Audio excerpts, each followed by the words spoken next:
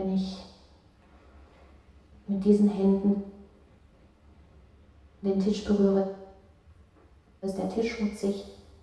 Wenn ich damit jemand anderen berühre, ist der schmutzig.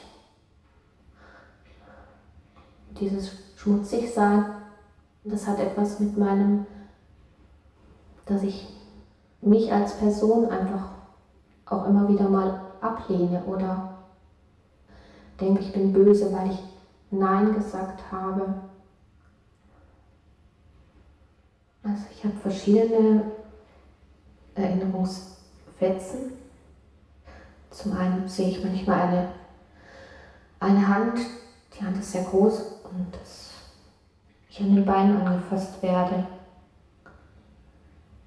und dass ich irgendwo liege und da sind dann mehrere Köpfe über mir.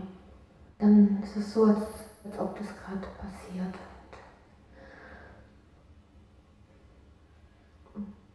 Das ist unangenehm. Ich möchte das nicht.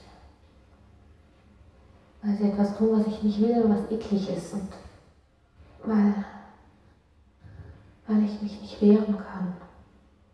Eigentlich möchte ich, wenn solche Erinnerungen kommen, nur, dass es aufhört und dass dieser Schmerz vorbeigeht. Wenn ich zum Beispiel dusche, wenn ich mich ganz eklig fühle und dann in die Dusche gehe, dann fühle ich mich auch wieder ein bisschen mehr okay, in Ordnung.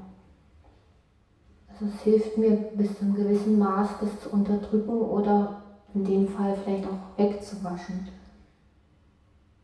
Also ich sage mir dann, das ist jetzt eine Erinnerung, das ist etwas, was ist vor langer, langer Zeit passiert ist.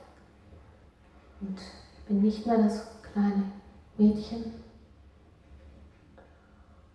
Und es passiert nicht jetzt ist alles in Ordnung, jetzt bin ich in Sicherheit.